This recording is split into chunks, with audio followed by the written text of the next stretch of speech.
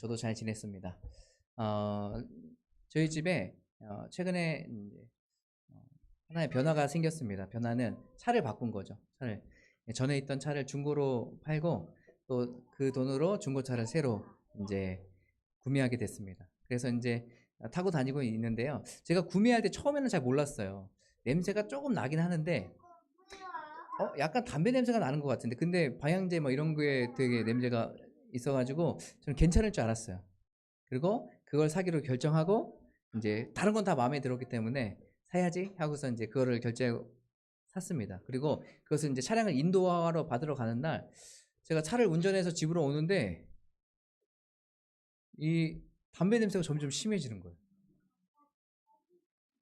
그 전에 봤던 그 방향제 냄새, 방향 그 냄새가 없어요. 그리고 차를 실제로 운행해서 타고 쭉 이제 고속도로를 달리니까 담배 냄새가 막 나기 시작하는 거죠. 그때부터 제가 막 갑자기 머리가 굉장히 복잡해졌습니다. 이제 뭐 저만 타는 게 아니라 우리 가족하고 또 아이들도 다 타는 차인데 담배 냄새 난다? 이게 상상 못 하겠는 거예요. 그래가지고 부랴부랴 여기저기 알아봐가지고 실내 클리닝, 실내를 깨끗하게 해주는 그거를 알아봤습니다. 업체를 알아보고 거기서 이제 와서 출장 와서 그걸 싹 해줬어요. 해주고 나니까 진짜로 굉장히 깨끗해졌더라고요. 냄새도 많이 안 나고. 근데 냄새가 한 70% 정도는 안 나는 것 같아요. 아직 남았다는 얘기예요. 그렇죠? 그래서 에어컨에 있는 뭐 에바 클리닝이라고 해서 그것도 다 뜯어가지고 다 깨끗이 청소 다 하고 다 했어요. 하고 했더니 이제 좀 더 덜 나기 시작했어요. 그리고 어떻게 하면 좋을까 해서 양키 캔들인가 뭐 그런 거를 뭐 틀어놓으면은 좋아진다 해가지고 그거를 막 틀어놓고 막 했더니 또 한 10%는 또 없어졌어요. 그리고 이제 인터넷에서 보니까 방향제 탈취제 같은 거 있어요. 뭐 이제 주머니 같은 거 딱 놓으면 거기에서 이제 냄새를 다 빨아들이고 해서 상쾌한 냄새가 난다. 해가지고 그걸 이제 설치해 놨습니다. 설치해 놓으니까 한 95%는 냄새가 안 나는 거예요. 그리고 이제 계속 이제 타고 있는데 제가 이제 그 것들을 좀 경험하면서 들었던 생각이 하나가 있어요. 그거 뭐냐면 제가 그 운전을 하면서도 언젠가는 이 냄새는 없어지겠지라는 생각이. 언젠가는. 왜냐면 그 언젠가는 왜 그렇게 냄새가 없어지냐면 이제 우리가 타니까 우리의 냄새가 거기에 향기가 거기에 이제 묻을 테니까 이제 이건 사라지고 이제 우리의 가정의 냄새, 뭐 향기 이런 것들이 이제 차 안에 가득하겠다라는 생각이 들었습니다. 제가 이 얘기를 하냐면 왜 하냐면 우리 그리스도인의 삶도 마찬가지인 것 같아요. 다 향기가 날 수 있는 삶은 아니거든요. 그렇죠? 어딜 가든지 때로는 어딜 가면 거기에 악취가 나는 상황도 있을 테고 또 어디 가면 담배 냄새가 막 나는 그런 상황도 있을 테고 제가 얘기하는 건 우리의 삶에 있어서 어떠한 향기를 내며 우리가 삶을 살아가고 있는지 내가 그리스도인으로서 그리스도의 향기를 내면서 세상 가운데 삶을 살아가야 되는데 우리가 있는 곳, 막 가는 곳마다 예수 그리스도의 그 향기가 막 흘러 퍼져야 되지 않겠습니까? 저는 가정에도 그렇고 우리 직장에도 그렇고 우리 친구들 학생들 마찬가지죠. 학교에서도 그렇고 우리가 있는 가는 곳곳마다 예수님의 그 향기가 막 드러나고 향기가 흘러가고 하는 일들이 우리에게 있어야 되지 않겠습니까? 우리가 그리스도인들은 그런 삶을 살아야 할 거라 생각돼요. 그래서 그 안 좋은 냄새들이 안 좋은 것들이 그 예수 그리스도의 향기로 말미암아서 거기가 정화되고 깨끗하게 되고 하는 일들이 우리에게 있으면 참 좋겠다. 제가 이번 일들을 좀 겪으면서 그런 생각들을 많이 하게 됐어요. 그래서 이 차도 지금 그런 냄새가 났지만 지금 점점 다른 냄새로 채워지고 또 그것들이 다 사라지는 것들을 보면서 또 우리의 삶 가운데서도 그런 일들이 좀 있었으면 좋겠다. 또 내 삶 안에도 그런 깨끗이 정화되는 그런 것들이 필요하겠다. 제가 가만 놔두면 그런 것이 변하지 않는데 열심히 노력하니까 그런 것들이 사라진 것들을 보게 됐어요. 우리도 그리스도인으로서 우리고 삶을 살아가면서 노력을 해야 돼요. 예수 그리스도의 향기가 우리 삶 가운데 드러나도록. 여러분 그것들을 또 꼭 기억하시면서 어떻게 하면 내 삶 가운데 예수님의 향기가 흘러나갈까? 여러분 이런 것들을 한 번 정도 생각해 보시고 하면 참 좋겠다는 생각이 듭니다. 그래서 예수 그리스도의 향기를 드러내며 살아가는 저와 여러분의 삶이 되시길 간절히 기도하겠습니다. 하나님께서 이스라엘 백성들을 택하시고 그 애굽에서 심하게 학대받고 고통받고 있는 그 사람들을 기억하셨어요. 그래서 하나님께서는 누구를 택하셨냐면 오늘 말씀에 나와 있는 것처럼 누구를 택하셨죠? 모세를 택하셨어요. 여러분 모세는 어떻게 태어났는지 아시죠? 어떤 과정을 거쳐서 40세까지 그렇게 됐는지. 모세는 히브리 사람, 이스라엘 사람들이에요. 그런데 이스라엘 사람들이 너무 많아지다 보니까 이 애굽에 있는 바로가 불안하기 시작했어요. 쟤네들이 인구가 너무 많아지니까. 그때 당시에 이 애굽의 인구가 한 300만 명 정도 됐다고 그래요. 그런데 이스라엘 사람들이 70명으로 와서 350년 동안, 거의 400년 동안 거기 인구가 얼마나 불어나면 200만 명이 넘었다 그래요. 엄청나게 불어난 거죠. 그러니까 이 바로가 이렇게 생각하는 거예요. 혹시라도 다른 나라가 쳐들어왔을 때 이 얘네들이, 이 이스라엘 백성들이 걔네랑 합심해서 우리를 쳐들어오면 어떡하지? 우리를 공격하면 어떡하지? 이렇게 불안한 거예요. 그러니까 얘들하고 잘 지내봐야지 이런 게 아니라 얘들 어떻게든 힘들게 하고 어렵게 해서 우리 안에 복종시켜야지, 이렇게 생각했어요. 그러니까 그때부터 어떻게 했냐면 더 힘들게 이스라엘 백성들을 학대하고 더 많은 일들을 하게 만들었어요.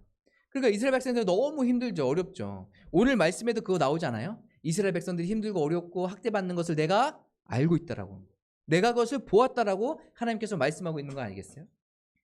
그래서 이때 당시에 어떤 정책을 폈냐면 바로가 이스라엘 백성들 중에 남자아이가 태어나면 나일강에 빠져서 죽이고 여자아이가 태어나면 그냥 살려줘라, 이렇게 했어요. 인구가 더 이상 늘어나지 않도록 하라.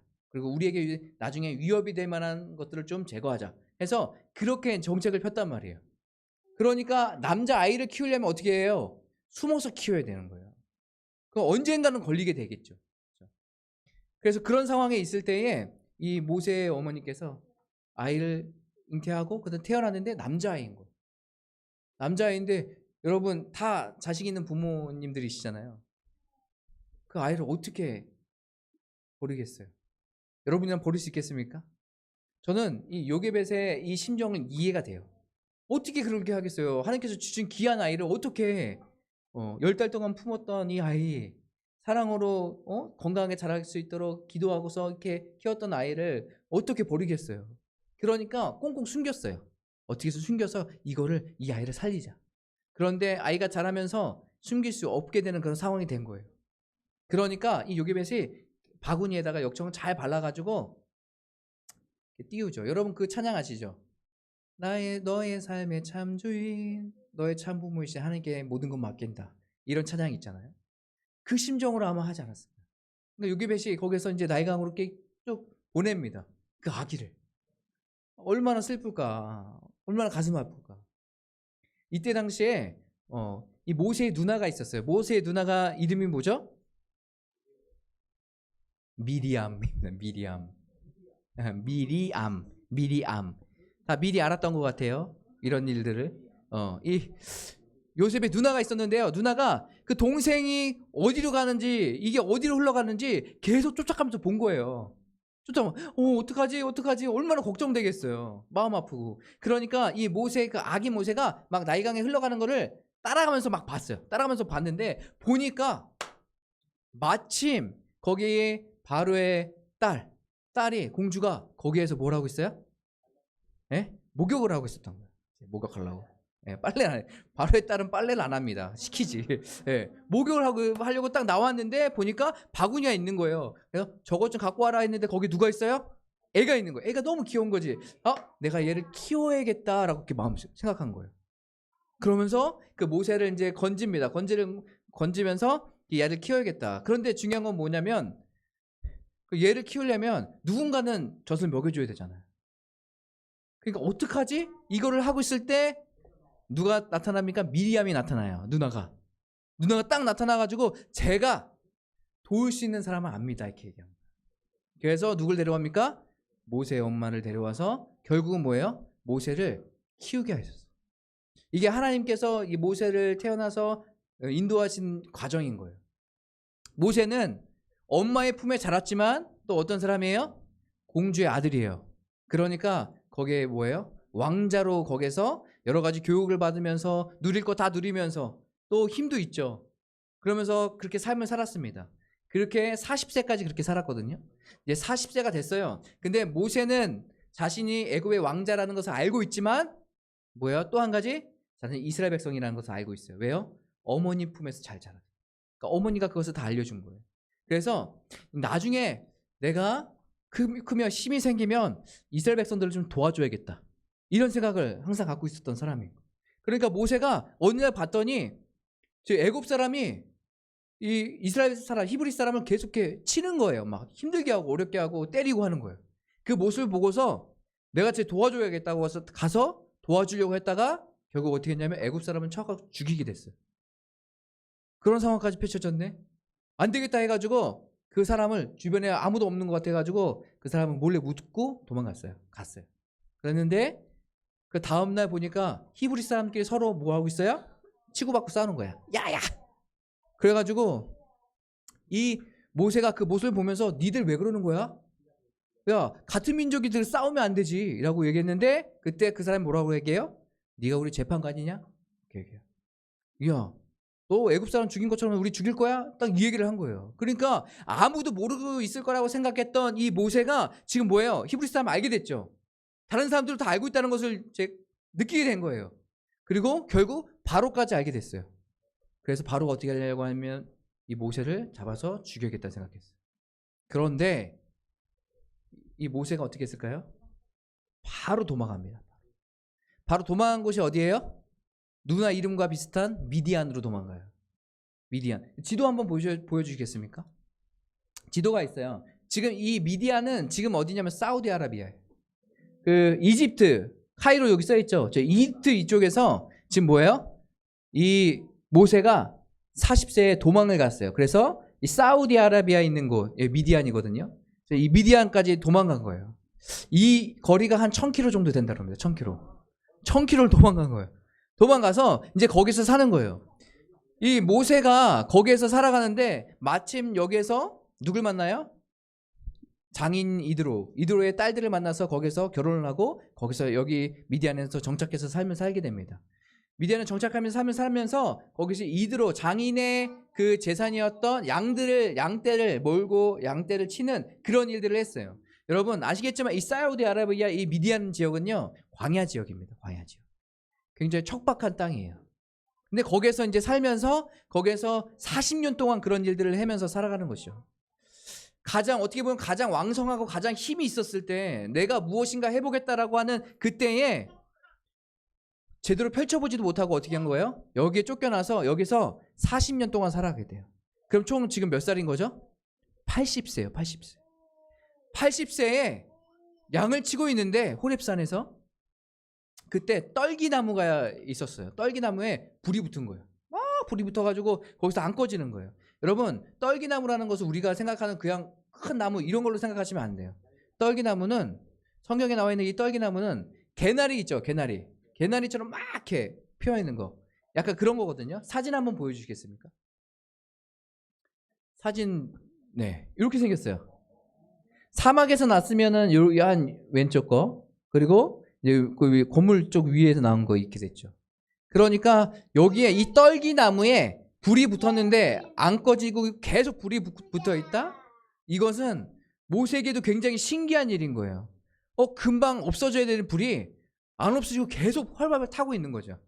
그 모습을 보고 거기 가서 가까이 다가갔을 때 뭐라고 말씀하십니까? 하나님께서 내 신을 벗어라. 네 신이 너무 더럽구나. 이게 내 신을 벗어라. 여기가 거룩한 땅이다. 그러면서 신을 벗으라고 말씀하시고 내가 너를 부른 이유에 대해서 다시 한번 설명하십니다. 그 부른 이유가 뭐예요?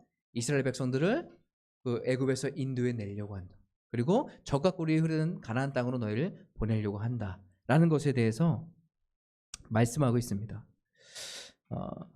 저는 이 모세가 미디안까지 와서 이런 시간들을 보냈지만 하나님께서 이 모세를 통해서 두 가지를 하시려고 했던 것 같아요. 그 첫 번째는 뭐냐면 모세의 힘을 빼려고 했던 것 같아요. 힘을. 여러분 우리가 운동 선수들이 운동하잖아요. 뭐 이렇게 야구를 하는 것도 그렇고 골프를 치는 것도 그렇고 뭐 이제 구기 종목들 뭐 공 던지는 거 이렇고 대부분 무슨 얘기를 하냐면 힘을 빼야 된다고 얘기해요. 힘을 빼야 된다고. 야, 힘 빼고 던져. 그래야 잘 던지고 있어. 야, 힘 들어가면 안 돼. 힘 빼 이런 걸 하거든요. 그래야 힘을 빼야 제대로 된 배팅을 하거나 또 힘을 빼야 제대로 된 운동을 할 수 있다라고 이렇게 이야기하는 거예요. 우리 인생도 마찬가지로 힘을 빼야 되는 거예요. 하나님의 일을 하는 데 있어서 내가 내 힘으로, 내 능력으로 내가 이 정도 힘이 있으니까 지금 하면 돼. 이게 아니라 우리 인생에도 힘을 빼야 되는 거예요. 내가 하는 게 아니라 하나님께서 하시도록, 하나님께서 인도하시는 대로 내가 따라가도록 내 자아, 내 주장, 내 힘, 이것들을 빼놓고 나아가는 것이죠. 하나님께서 지금 모세를 통해서 뭘 하고 계신 거예요? 이 작업들을 하고 계신 거예요. 40년의 시간 동안 미디안에서 뭘 했습니까? 그 광야의 그 땅에서 양치는 일, 그거 하나 했어요. 전에는 그 모세가 굉장히 왕자로 자라면서 여러 교육도 잘 받았던 사람이거든요. 힘도 있었고, 자기가 무슨 말만 하면은 주변에 있는 사람들이 다 따랐고 하는 그런 사람이었어요. 그런데 이제 뭐예요? 40년 동안 어떤 생활을 벌이는 거예요? 광야 가서 양들하고 놀고 있는 거예요. 양들하고 양하고 대화하면서. 그러면서 하나님께서 힘을 쫙 빼시고, 나중에 하나님께서 이 모세를 부르셨을 때 모세가 뭐라고 얘기합니까? 나는 할 수 없습니다. 이 얘기 하잖아요. 나는 어눌합니다. 이런 얘기를 하고 있어요. 그래서 나의 능력 없음을 다시 한번 하나님 앞에 계속 얘기하고 있는 것을 보게 돼요. 이 40년이라는 시간 동안 모세가 뭐예요? 자신을 많이 내려놨음을 보게 되는 것 같아요. 그래서 하나님께서 힘을 빼셨다 라는 것이고, 두 번째는 뭐냐면 이 모세가 이스라엘 백성들 데리고서 어디를 거쳐서 가야 됩니까? 광야를 거쳐서 가나안 땅으로 가야 돼요. 근데 이 미디안 땅은 어떻다고요? 광야의 땅이에요. 지금 이 광야의 땅을 지금 이 모세는 40년 동안 뭐예요? 혼자 경험하고 있는 거예요. 그러면 이 모세가 이스라엘 백성들 인도해서 광야의 땅으로 지나갔을 때 그나마 그래도 광야에 대해서는 잘 알고 있잖아요. 하나님께서 이것을 준비시키셨구나라는 생각이 들기 시작해요. 그러니까 하나님께서 40년 동안 광야의 삶을 살게 하시고, 또 가나안 땅으로 들어가서 가나안 땅으로 가기 전에 광야에서 몇 년을 있어요? 40년 동안 있잖아요. 40년 동안의 그 삶을 되돌아볼 수 있게 하는 그런 모습들을 보게 되는 것이에요. 하나님께서 준비시켜 주구나 라는 생각이 들어요. 우리 인생들은 마찬가지예요. 우리가 지금 힘을 빼는 과정이 될 수도 있어요. 내가 이렇게 하려고 했는데 내 능력이면 할 수 있을 것 같은데, 내가 지금 내 힘과 내 생각이면 이 정도는 할 수 있을 것 같은데, 그런데 잘 안 될 때가 있어요. 너무 욕심이 앞서가지고 또 실패하고 더 안 좋은 길로 갈 수도 있어요. 하나님께서 왜 그렇게 하셨을까? 여러분 다시 한번 생각해 보셨으면 좋겠어요. 내 삶에, 내 마음에 내 힘이 너무 많이 들어갔구나. 여러분, 여러분의 능력을 의지하지 마시고 하나님을 바라보셨으면 좋겠어요. 하나님께서 행하시는 일이에요. 그러면 여러분 힘을 빼시고 하나님을 바라보시면서 하나님께서는 뭐라고 말씀하실까? 모세가 왜 실패했을까요? 모세는 힘이 있었어요. 하지만 하나님의 때, 하나님의 방법이 무엇인지 몰랐어요. 여러분, 우리가 삶을 살아가면서 하나님께서 주신 소명을 감당하며 살아갈 때에 하나님의 때, 하나님의 뜻이 무엇인지 여러분 묻고 기도하셨으면 좋겠어요. 우리가 아무리 힘이 있다라고 생각하는 그때에도 여러분 주님 앞에 엎드려서 기도하세요. 하나님의 뜻이 무엇인지. 그리고 하나님께서 원하시는 대로, 하나님께서 원하는 방법대로 내가 살기 원합니다로 고백하고 그렇게 삶을 살아가려고 노력하는 저와 여러분 되셨으면 좋겠습니다. 제가 여기까지 이야기했는데요. 오늘 중요한 포인트는 뭐냐면 하나님께서 이 모세를 찾아오셨다는 거예요. 근데 하나님께서 모세를 찾아오셨을 때 특별한 일이 있어서 찾아오신 게 아니에요. 여러분, 우리로 얘기하면 여러분 우리가 은혜 받으려면 어디 가야 돼요? 부흥회 같은 데 가야 돼. 기도원 저기 가야 돼. 그래야 어떻게 해요? 하나님 만난다고 이렇게 우리가 생각하고 얘기해요. 물론 그것이 뭐 잘못됐다는 얘기가 아닙니다. 하지만 오늘 모세를 찾아오신 이 하나님, 모세를 만나신 이 하나님은 어떤 상황에 찾아오셨다는 얘기예요. 모세가 혼자 광야에서 부흥회하고 있을 때 찾아왔습니까? 아니에요. 하나님께서 찾아오시는 것은 그냥 일상생활에서 평상시 하고 있던 일을 하고 있을 때 하나님께서 찾아오신 거예요. 특별한 걸 여러분 너무 생각하지 않으셨으면 좋겠어요. 여러분 일상 가운데 하나님께서 찾아오고 계세요. 여러분들이 그냥 아침에 일어나서 출근하는 그 과정 가운데서 하나님 찾아오실 수 있어요. 밥 먹는 과정에서도 하나님 찾아오실 수 있어요. 여러분 가정에서 아이들과 같이 이야기하고 있을 때에도 하나님께서 찾아오실 수 있어요. 여러분 우리의 일상에 하나님께서 찾아오신다는 거예요. 뭐 특별한 일을 우리가 만들어서 그때만 하나님이 찾아오신다, 이것 아니에요. 이건 잘못된 생각이에요.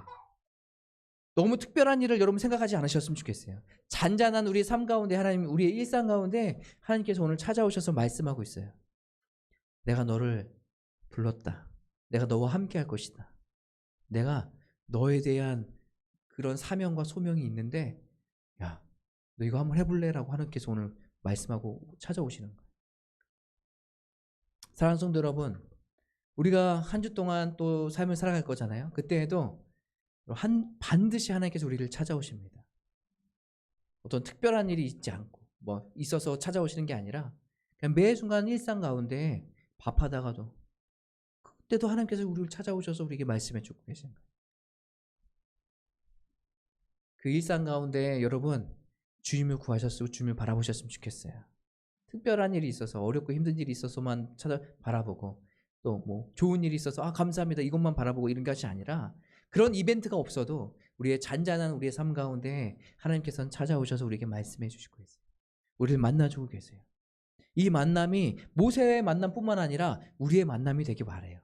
여러분 있는 곳에 가정에서 직장에서 우리 특별히 우리 아이들 학교에서 또 우리 하은이도 어린이집에서 하나님께서 찾아가셔서 만남을 갖기 원하시는 거예요.